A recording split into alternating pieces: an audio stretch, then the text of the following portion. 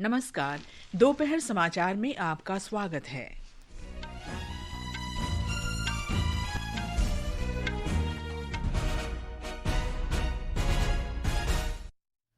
प्रधानमंत्री नरेंद्र मोदी ने त्रिनिदाद और टोबैगो में भारतीय मूल के नागरिकों के लिए ओसीआई कार्ड देने की घोषणा की। श्री मोदी ने यूपीआई भुगतान प्रणाली अपनाने के लिए कैरिबियाई देश को बधाई दी। जम्मू कश्मीर में अमरनाथ यात्रा सुचारू रूप से जारी। 5,600 से अधिक तीर्थयात्रियों ने शिवलिंग के दर्शन किए। मौसम विभाग ने हिमाचल प्रदेश में कल से 8 जुलाई तक मूसलाधार बारिश का अनुमान व्यक्त किया। रूस अफगानिस्तान में तालिबान सरकार को मान्यता देने वाला पहला देश बना। बर्मिंघम में भारत के साथ क्रिकेट टेस्ट मैच के तीसरे दिन इंग्लैंड 3 विकेट पर 77 रन के स्कोर से आगे खेलेगा और विंबलडन टेनिस में भारत के एन श्रीराम बालाजी और मैक्सिको के मिगुएल रेस की जोड़ी पुरुष डबल्स के दूसरे दौर में पहुंची। दोपहर समाचार के साथ मैं कनकलता। प्रधानमंत्री नरेंद्र मोदी ने त्रिनिदाद और टोबैगो की यात्रा के दौरान भारतीय मूल के नागरिकों के लिए ओसीआई कार्ड देने की घोषणा की है। श्री मोदी ने यूपीआई भुगतान प्रणाली अपनाने के लिए इस कैरिबियाई देश को बधाई दी। भारतीय समुदाय के लोगों को संबोधित करते हुए उन्होंने कहा कि त्रिनिदाद और टोबैगो में भारतीय समुदाय की यात्रा साहस से भरी है। प्रधानमंत्री ने आज सुबह त्रिनिदाद और टोबैगो में भारतीय समुदाय को संबोधित करते हुए कहा कि भारत के यूनिफाइड पेमेंट इंटरफेस यूपीआई ने डिजिटल भुगतान में क्रांतिकारी बदलाव किया है। इंडिया यूनिफाइड पेमेंट इंटरफेस और UPI has revolutionized digital payments. Nearly 50% of the world's real-time digital transactions take place in India. I congratulate Trinidad and Tobago for being the first country in the region to adopt UPI. इस अवसर पर प्रधानमंत्री ने घोषणा की कि Trinidad और Tobago में भारतीय मूल के नागरिक अब overseas citizen of India card के लिए पात्र होंगे, जिससे वे बिना किसी प्रतिबंध के भारत में रह सकेंगे और काम कर सकेंगे। I am happy to announce that OCI cards will now be given to the 6th generation of the Indian diaspora in Trinidad and Tobago. You are not just connected by blood or surname. You are connected by belonging. India looks out you. India welcomes you and India embraces you. प्रधानमंत्री ने भारतीय समुदाय को अपनी पैतृक भूमि का दौरा करने और भारत के साथ अपने संबंधों को गहरा करने के लिए प्रोत्साहित किया। प्रधानमंत्री कमला जी के पूर्वज बिहार के बक्सर में रहा करते थे। लोग इन्हें बिहार की बेटी मानते हैं। यहाँ उपस्थित अनेक लोगों के पूर्वज बिहार से ही आए हैं। बिहार की विरासत भारत के साथ ही दुनिया का भी गौरव है। प्रधानमंत्री के रूप में त्रिनिदाद और टोबैगो की ये उनकी पहली यात्रा है। पोर्ट ऑफ स्पेन से साक्षी की रिपोर्ट के साथ समाचार कक्ष से सरफिरोजी। प्रधानमंत्री नरेंद्र मोदी 5 देशों की यात्रा के अगले चरण में आज अर्जेंटीना जा रहे हैं। श्री मोदी अर्जेंटीना के राष्ट्रपति जेवियर मिलेई के निमंत्रण पर 2 दिन की यात्रा पर वहां गए हैं। भारत के किसी भी प्रधानमंत्री की 57 वर्ष बाद अर्जेंटीना की ये पहली यात्रा है। उनकी यात्रा के दौरान दोनों देशों के बीच सहयोग और कार्यनीतिक भागीदारी बढ़ाने के उपायों पर चर्चा होगी। एक रिपोर्ट। लैटिन अमेरिका क्षेत्र में अर्जेंटीना भारत का एक प्रमुख सहयोगी रहा है। दोनों देशों के बीच कई क्षेत्रों में मजबूत और सामंजस्यपूर्ण संबंध है, जो दशकों पुराने हैं और समय के साथ और भी गहरे होते जा रहे हैं। साल 2019 से इन संबंधों को स्ट्रेटेजिक पार्टनरशिप के रूप में भी देखा जा रहा है। हाल ही में 2024 में भारत और अर्जेंटीना के संबंधों को 75 वर्ष पूरे हुए। आकाशवाणी समाचार के साथ विशेष बातचीत में अर्जेंटीना में भारत के राजदूत अजनीश कुमार ने प्रधानमंत्री की यात्रा के दौरान चर्चा के संभावित क्षेत्रों के बारे में बताया। The two leaders will try to look at prospects of strengthening our relationship in all formats, whether it is political, economic, or people-to-people contacts. There will be definitely aspects like further cooperation in certain segments, critical minerals, oil and gas, pharmaceuticals. From the Argentine side, I'm sure they will also have something on the menu. Argentina के लिए भी यह यात्रा महत्वपूर्ण है। आकाशवाणी समाचार से विशेष बातचीत में भारत में अर्जेंटीना अर्जेंटीना के राजदूत मारियानो कॉसिनो ने बताया कि भारत विश्व में अपने आर्थिक स्थिति के बल पर एक काफी महत्वपूर्ण देश है। India is becoming one of the most important countries in the world. India is today the fifth largest economy. It was going to become 3 at the end of the decade. That's the program you have here, and it is possible that you will accomplish that goal very few years. So we think that it's extremely important, and we are very grateful for that opportunity and to have a new meeting with our President Milei. दोनों देशों के बीच आर्थिक साझेदारी अब lithium, ऊर्जा सुरक्षा और परमाणु ऊर्जा के शांतिपूर्ण उपयोग जैसे नए और उभरते क्षेत्रों में भी बढ़ रही है और प्रधानमंत्री की यात्रा इन संबंधों को एक सकारात्मक दिशा में ले जाने में मदद करेगी। मनीष शिवा, आकाशवाणी समाचार, ब्यूनस एयर्स, अर्जेंटीना। ये समाचार हमारी वेबसाइट www.newsonair.gov.in और हमारे न्यूज ऑन एआईआर ऐप पर भी उपलब्ध हैं। दोपहर समाचार में आपका फिर स्वागत है। कल से शुरू हुई 38 दिन की श्री अमरनाथ यात्रा सुचारू रूप से चल रही है।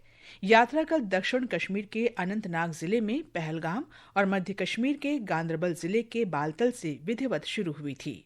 हमारे संवाददाता ने बताया है कि दोनों मार्गों से कड़ी सुरक्षा व्यवस्था के बीच श्रद्धालु सवेरे ही जाने शुरू हो गए। आज सुबह पहलगाम मार्ग पर 3000 से अधिक भक्तों को चंदनवारी की ओर जाने की अनुमति दी गई। बालतल गांदरबल बेस कैंप से 7700 से अधिक तीर्थयात्रियों को पवित्र गुफा की ओर जाने की अनुमति दी गई। अधिकारियों ने बताया कि दोपहर 12 बजे तक 5600 से अधिक तीर्थयात्रियों ने पवित्र गुफा में शिवलिंगम के दर्शन किए।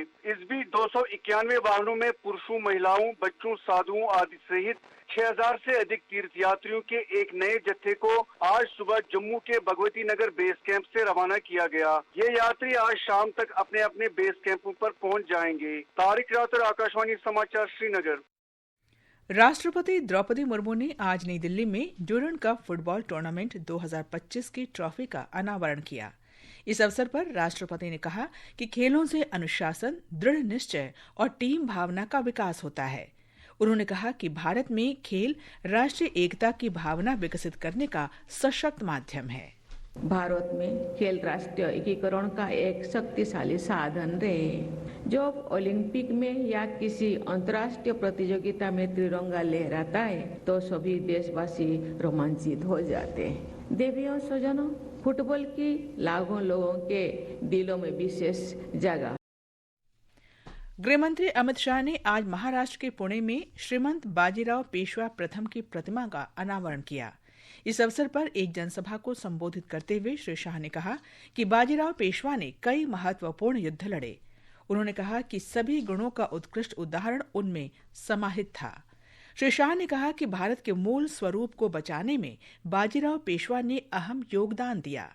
युद्ध में देशभक्ति का भाव, युद्ध में बलिदान का भाव वही सेनाओं को विजय दिलाता है। हथियार बदलते रहते हैं और अगर ये सभी गुणों का सबसे उत्कृष्ट उदाहरण 500 साल के भारतीय इतिहास में कहीं पर ढूंढना है तो मैं इतिहास के विद्यार्थी के नाते बेझिझक कह सकता हूं, वो केवल श्रीमंत बाजीराव पेशवा में ही मिल सकता है। संचार मंत्री ज्योतिरादित्य सिंधिया ने कहा है कि भारतीय डाक पारंपरिक संदेश वितरण प्रणाली से बहुत आगे निकल गया है और ये अब देश भर में 1,64,000 से अधिक सेवा केंद्रों के साथ देश का सबसे बड़ा लॉजिस्टिक्स नेटवर्क संचालित करता है। आकाशवाणी समाचार के साथ एक पॉडकास्ट में उन्होंने बताया कि डाक विभाग शीघ्र ही डिजिपिन शुरू करेगा, जो एक जियो कोडेड एड्रेस सिस्टम है। ये देश के सबसे दूरदराज के क्षेत्रों में भी डाक पहुंचाने में सक्षम होगा। आज सूचना प्रौद्योगिकी के क्षेत्र में भारत विश्व का नेतृत्व कर रहा है, तो ये डाक विभाग का एक अंग बने और इसलिए पहली बार डाक विभाग में एक चीफ टेक्नोलॉजी ऑफिसर को हमने रखा है। हर डाकिये के हाथ में जो पहले चिट्ठियों का बंडल होता था, अब उसे एक हैंड हेल्ड पोर्टेबल मोबाइल के आधार पर हम लोग ने दिया है। तो एक सीटीओ हमने पोजीशन की है और हर एक वर्टिकल के साथ एक वाइस सीटीओ, क्योंकि उस IT 2.0 सॉफ्टवेयर के आधार पे ही इसे एक लॉजिस्टिकल पावर हाउस हम लोग बनाना चाहते हैं। सड़क परिवहन और राजमार्ग राज्य मंत्री अजय टम्टा ने कहा है कि देश में अत्यधिक दुर्घटना संभावित क्षेत्र ब्लैक स्पॉट की पहचान और विश्लेषण की तत्काल आवश्यकता है ताकि दुर्घटना के कारणों को समझा जा सके और इनसे निपटने के लिए उपाय लागू किए जा सकें। नई दिल्ली में सड़क सुरक्षा और नवाचार कार्यक्रम को संबोधित करते हुए श्री टम्टा ने सभी हितधारकों और शिक्षाविदों को लोगों के लिए सड़क को ज्यादा सुरक्षित बनाने के लिए प्रोत्साहित किया। गृहमंत्री अमित शाह ने आज गुजरात, हिमाचल प्रदेश, राजस्थान, उत्तराखंड और छत्तीसगढ़ में अत्यधिक वर्षा होने के बीच इन राज्यों के मुख्यमंत्रियों से बात की। श्री शाह ने एक सोशल मीडिया पोस्ट में कहा कि राज्यों में पर्याप्त संख्या में राष्ट्रीय आपदा मोचन बल की टीमें तैनात की गई हैं और आवश्यकता पड़ने पर अतिरिक्त टीमें भेजी जाएंगी। उन्होंने मुख्यमंत्रियों को केंद्र सरकार की ओर से हर संभव सहायता का आश्वासन दिया। हिमाचल प्रदेश में बीते 24 घंटों में कई स्थानों में बारिश की तीव्रता में थोड़ी कमी आई है। हालांकि मौसम विभाग ने राज्य के अधिकांश क्षेत्रों में 5 जुलाई से 8 जुलाई तक मूसलाधार बारिश, आंधी और बिजली गिरने की चेतावनी जारी की है। इसे देखते हुए विभाग ने अगले 4 दिन के लिए ऑरेंज अलर्ट जारी किया है। राज्य आपातकालीन परिचालन केंद्र के अनुसार पिछले दिनों मूसलाधार बारिश के कारण इस मानसून सीजन में अब तक 69 लोगों की मृत्यु हुई और 37 लोग अब भी लापता हैं। ब्यौरा हमारे संवाददाता से। बीते दिनों की भारी बारिश के कारण प्रदेश में कई इलाकों में जनजीवन अभी भी अस्त व्यस्त है। प्रदेश में 280 सड़कें यातायात के लिए अवरुद्ध हैं, जबकि 332 बिजली ट्रांसफार्मर और 700 से अधिक पेयजल योजनाएं प्रभावित हैं। भारी बारिश, बादल फटने और भूस्खलन की घटनाओं से मंडी जिला सबसे अधिक प्रभावित हुआ है। यहाँ इस मानसून सीजन में अब तक 20 लोगों की मृत्यु हुई है, जबकि 31 अन्य लापता हैं। उपायुक्त मंडी अपूर्व देवगन ने बताया कि एनडीआरएफ और एसडीआरएफ की टीमें लगातार लापता लोगों की तलाश में जुटी हुई हैं। उधर मुख्यमंत्री सुखविंदर सिंह सुक्खू ने सभी अधिकारियों को प्रदेश में राहत और बचाव कार्य में और तेजी लाने के निर्देश दिए हैं। रितेश कपूर, आकाशवाणी समाचार, शिमला। मौसम विभाग ने अगले 7 दिन के दौरान उत्तर पश्चिम और मध्य भारत में तेज वर्षा जारी रहने का अनुमान व्यक्त किया है। विभाग ने आज गुजरात, हिमाचल प्रदेश, पूर्वी राजस्थान, उत्तराखंड और छत्तीसगढ़ के अलग अलग स्थानों पर अत्यधिक तेज वर्षा का अनुमान व्यक्त किया है। प्रधानमंत्री नरेंद्र मोदी ने आज स्वामी विवेकानंद को उनकी पुण्यतिथि पर श्रद्धांजलि अर्पित की। सोशल मीडिया पोस्ट में श्री मोदी ने कहा कि स्वामी विवेकानंद ने सेवा और करुणा के मार्ग पर चलने पर जोर दिया। रक्षा मंत्री राजनाथ सिंह ने अल्लूरी सीताराम राजू को उनकी 128वीं जयंती पर श्रद्धांजलि दी है। सोशल मीडिया पोस्ट में श्री सिंह ने कहा कि अल्लूरी सीताराम राजू का बलिदान सभी को प्रेरित करता रहेगा। ये समाचार आकाशवाणी से प्रसारित किए जा रहे हैं। ताज़ा समाचार जानने के लिए आप हमारे social media handle X@AIR news Hindi को फॉलो कर सकते हैं। ये आकाशवाणी है। रूस ने कल कहा कि उसने अफगानिस्तान के नए राजदूत का परिचय पत्र स्वीकार कर लिया है। इसके साथ ही वो तालिबान सरकार को मान्यता देने वाला पहला देश बन गया है। एक बयान में रूस के विदेश मंत्रालय ने कहा कि उसे अफगानिस्तान के साथ संबंध विकसित करने की अच्छी संभावनाएं दिख रही हैं और वो सुरक्षा, आतंकवाद रोधी और नशीली दवाओं के अपराधों से निपटने में काबुल का समर्थन करना जारी रखेगा। विंबलडन टेनिस में भारत के एन श्रीराम बालाजी और मैक्सिको के मिगुएल रेस की जोड़ी पुरुष डबल्स के दूसरे दौर में पहुंच गई है।